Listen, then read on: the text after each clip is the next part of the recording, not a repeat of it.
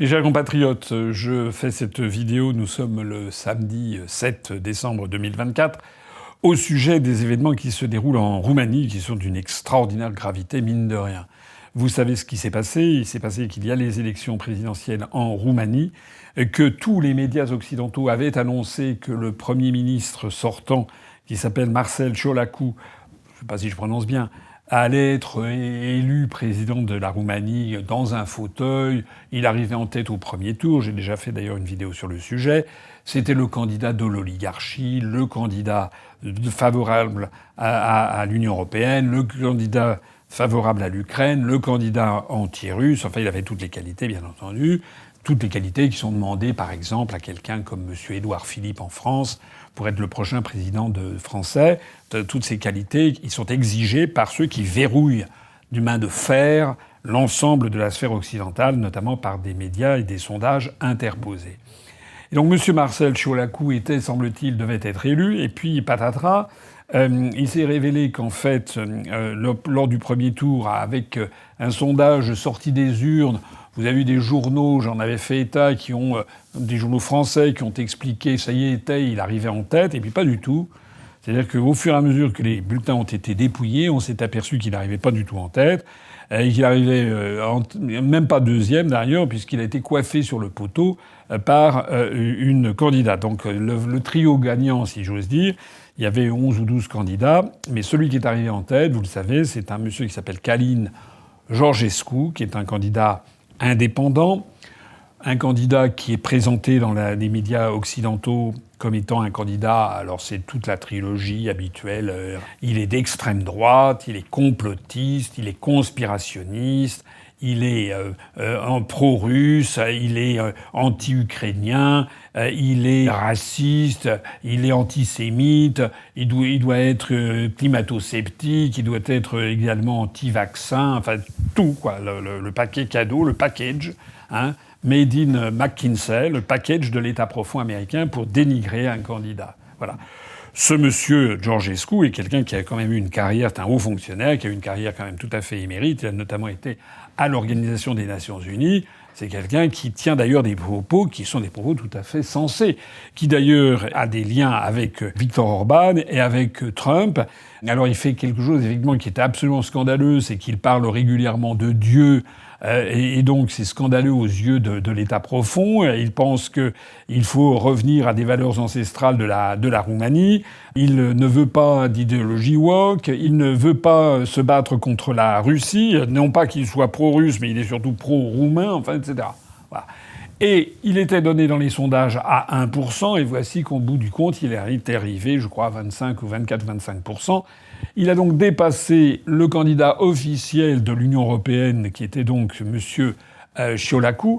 Et entre les deux, est venue s'intercaler au dernier moment une dame qui s'appelle Mme Elena Lasconi, qui est une candidate centriste, pro-européenne, mais qui, semble-t-il, est jugée moins fiable par l'oligarchie. Alors voilà, ça c'était ce qu'on nous a expliqué.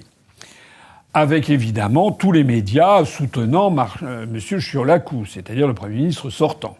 Parce que lorsque l'Occident soutient ouvertement un candidat dans un pays étranger, c'est normal, ce n'est pas une ingérence. Il n'y a d'ingérence scandaleuse qu'à partir du moment où c'est une ingérence qui n'est faite ni par les États-Unis d'Amérique, ni par l'Union européenne. Alors, à partir du moment où c'est une ingérence faite par d'autres pays du monde, alors c'est un scandale, même si l'ingérence n'est pas du tout prouvée. Alors, dans un premier temps, là, ça a été la consternation, puisque, comme pour l'élection présidentielle française, ne sont retenus que les deux premiers. Et donc, le candidat chéri de l'Union européenne et de l'État profond américain était évincé dès le premier tour.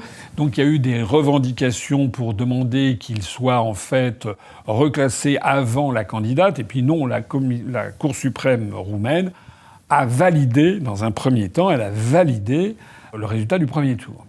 Et puis patatras, il y a eu ce que la presse française appelle un coup de théâtre, mais c'est pas un coup de théâtre, ça s'appelle un coup d'État, ce qui n'est pas exactement pareil.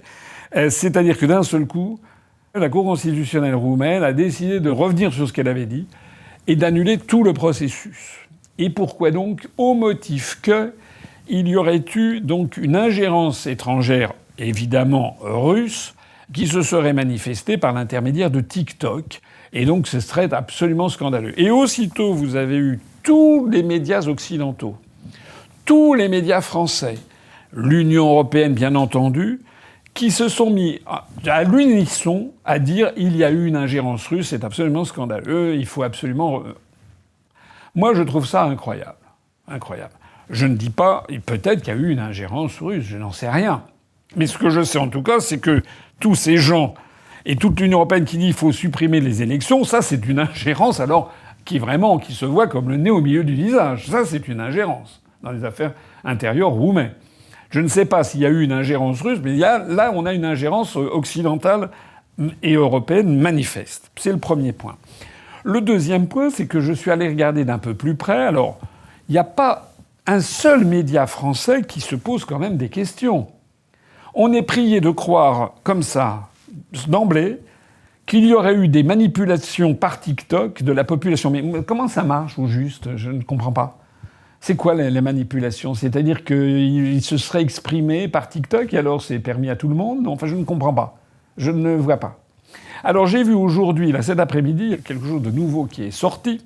C'est qu'on apprend qu'il y a un type qui s'appelle, paraît-il, Bogdan Pechir, qui habiterait dans la ville de Brasov, qui est au centre de la Roumanie. C'est un peu la Transylvanie.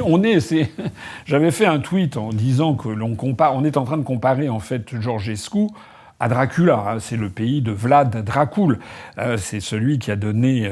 c'est un personnage qui a existé réellement au XVe siècle, qui était un féodal local, le comte Dracul, Vlad Dracul, qui était également appelé Vlad l'Empaleur, parce qu'il était, lorsqu'il se battait, il mettait au bout de piques les ennemis qu'il avait fait prisonniers, et qui a donné évidemment naissance à ces mythes carpathiques de la région des Carpates, un peu mystérieux, un peu fantastique, et qui a donné naissance évidemment au mythe de Dracula. Bon, sachant que le mythe de Dracula, c'est beaucoup plus récent, c'est un roman qui a été écrit par un écrivain irlandais qui s'appelait Bram Stoker, qui a été publié en 1897, qui s'appelait Dracula. Je ferme cette petite parenthèse d'érudition. Et donc, on est prié de croire que ce monsieur Bogdan Pechir, qui donc habite à Brasov, dans le centre de la Roumanie, c'est lui qui aurait, paraît-il, organisé des choses extraordinaires. Alors j'ai vu dans les dépêches de presse, figurez-vous que pendant un mois, il aurait dépensé 316 000 € pour influencer des électeurs. Attends, moi, je veux bien tout ce qu'on veut, mais je ne sais pas qui est ce monsieur.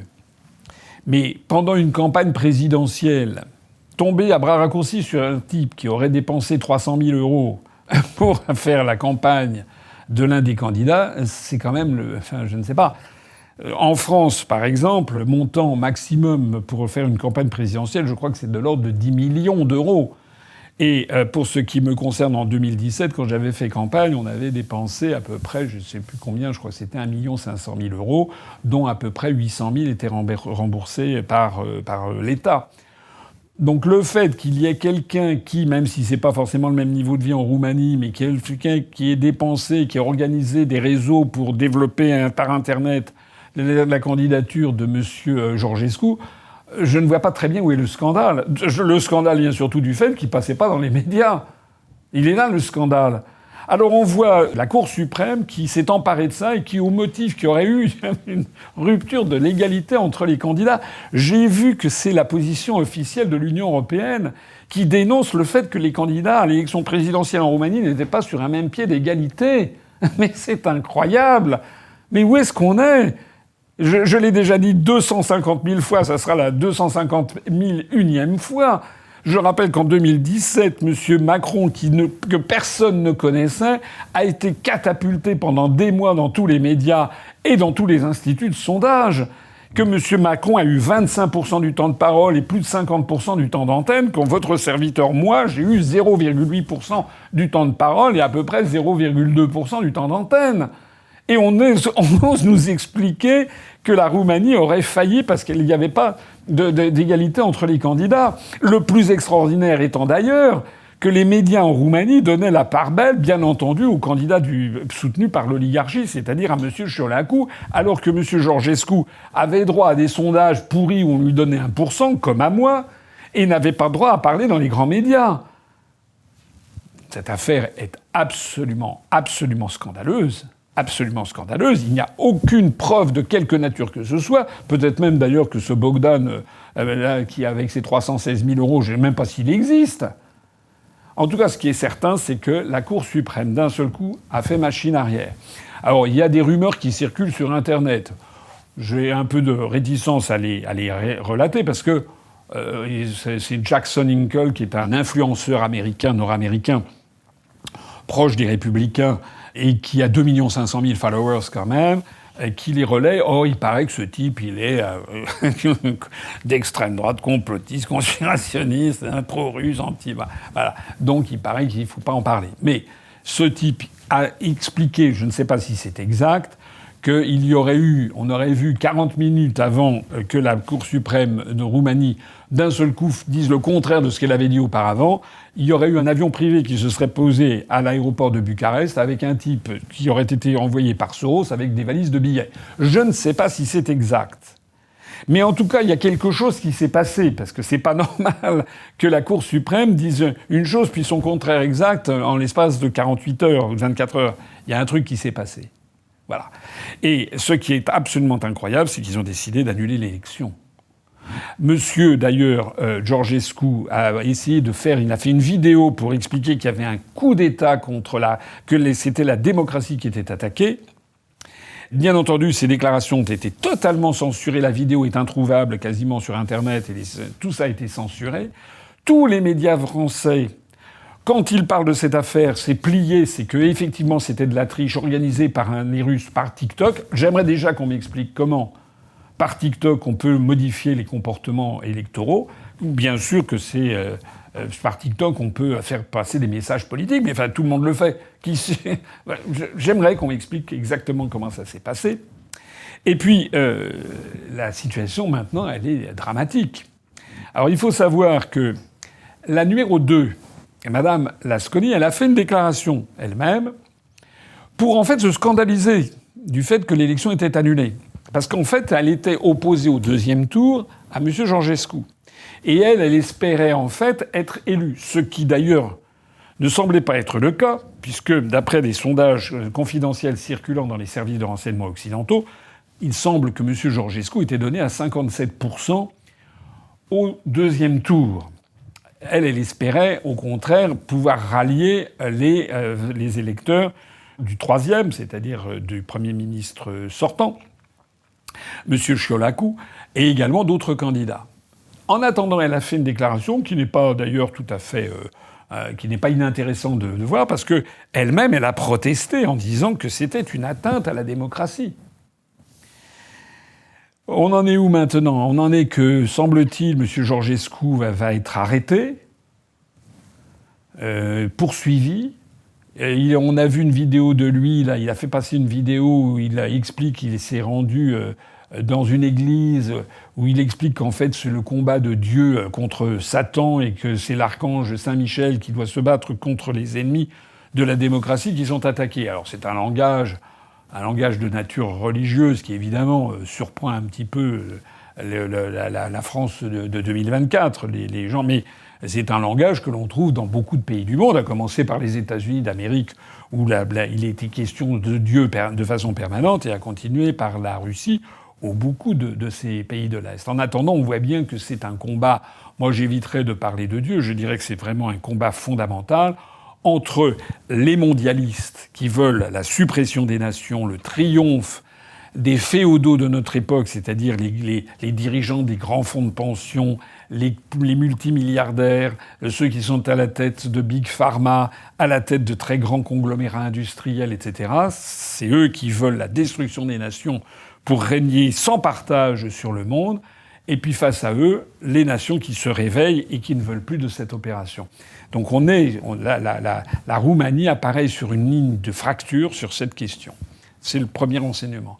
Le deuxième enseignement, c'est que l'on voit que pour les européistes, ce ne sont plus des démocrates.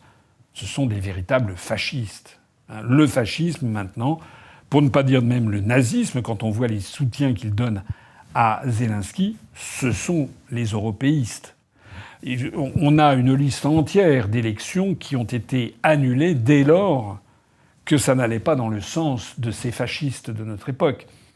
Je pense par exemple au référendum qu'il y a eu en Norvège sur l'entrée de la Norvège dans le marché commun, puis dans l'Union européenne en 1972, et puis ensuite dans les années 90. À 2 fois, première fois, les Norvégiens ont dit qu'ils ne voulaient pas. On a attendu, les européistes ont attendu une vingtaine d'années, puis ils ont reposé. Deuxième fois, les Norvégiens ont dit non. Et puis maintenant, il y a une troisième fois, il y a des gens qui veulent poser la troisième fois la question aux Norvégiens. C'est pareil pour les Suisses. C'est pareil, si vous voulez, on voit bien, ça a été pareil pour les Irlandais. Les Irlandais qui avaient dit non à je ne sais plus quel traité récemment. Ça a été pareil pour les Danois.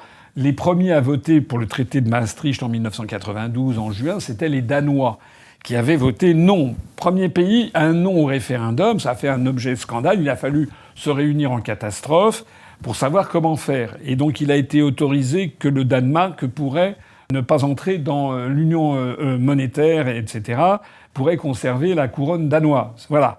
Et puis ça a été modifié comme ça. Et puis nous, on a continué à voter. Et après, on a fait revoter les Danois. Rappelez-vous, c'est la même chose s'est passé en Irlande. En Irlande, ils ont dû voter une fois, puis ils avaient mal voté, on les a fait revoter.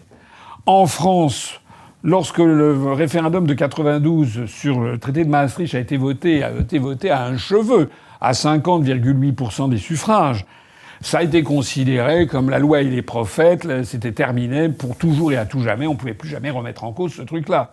En revanche, lorsque en 2005, les Français ont voté non à 55% à la Constitution européenne. Aussitôt, on a expliqué que non, les Français s'étaient trompés. Vous avez eu Madame Ségolène Royal, vous vous rappelez ce passage absolument lamentable où Madame Royal avait expliqué qu'il fallait jamais poser de questions au référendum parce que les gens ne savaient pas comment répondre. Mais si les gens ne savent pas quoi répondre à un référendum, s'ils votent sur d'autres questions, il ne faut pas non plus leur faire élire un président de la République ou des députés, puisqu'ils ne savent pas. Ce sont des abrutis, ils ne savent pas ce qu'ils font. Donc il faut supprimer les élections, purement et simplement. C'est d'ailleurs ce qui est en train de se produire. Puisque lorsque les Français ont voté non à 55% au traité sur la Constitution européenne, rappelez-vous ce qui s'est passé. Monsieur Sarkozy a dit dans son programme en 2007 que s'il était élu, il fallait prendre une loupe pour le lire, et qu'il renégocierait les traités. Et puis en fait, on a fait adopter le même traité, pas exactement le même, on l'a coupé en deux, le traité, la Constitution. D'abord, on n'a plus appelé ça la Constitution. Enfin, tout le reste, c'était la même chose. On a coupé le truc en deux. On a appelé ça le traité de l'Union européenne et le traité sur le fonctionnement de l'Union européenne. Ça a été le traité de Lisbonne. Et tout ceci a été ratifié par les députés et les sénateurs français dans le dos du peuple français, ce qui est un déni de démocratie absolument phénoménal. Et là, ce que nous voyons en Roumanie, c'est que l'on voit bien l'idéologie, c'est même plus l'idéologie, c'est le comportement objectif des dirigeants européistes. Tant que vous votez bien, l'élection est considérée comme valide. Dès que vous votez mal, dès que le résultat n'est pas conforme à ce qui est souhaité par l'oligarchie qui tire les ficelles, eh bien, soit on fait un deuxième vote, un troisième vote, soit on explique que les gens n'ont rien compris et on n'en tient pas compte, c'est ce qui s'est passé avec le traité sur la Constitution européenne, soit purement et simplement on annule l'élection et on poursuit la personne qui est arrivée en tête. C'est ce qui est en train de se passer en Roumanie. Voilà. Alors il faut bien comprendre ici quelque chose. C'est l'enseignement de cette question, c'est que nous avons affaire à une véritable mafia, et je ne dis pas ça en termes métaphoriques, c'est une mafia criminelle qui a pris le pouvoir dans l'État profond américain, qui a essayé d'assassiner Trump, qui a essayé d'assassiner Robert Fico en Slovaquie, qui là est en train d'assassiner politiquement Georgescu en Roumanie. Cette même mafia qui a verrouillé les élections en France, qui, moi, a essayé de m'assassiner, d'abord politiquement, lorsqu'on m'a balancé des affaires judiciaires qui étaient fondées sur rien, lorsqu'on a essayé ensuite d'organiser un putsch à mon encontre, et puis, de façon plus générale, en organisant mon invisibilité absolue et totale et avec la promotion de faux opposants. C'est de ça qu'il s'agit, que l'on retrouve d'ailleurs, en fait, dans tous les partis de l'Union européenne.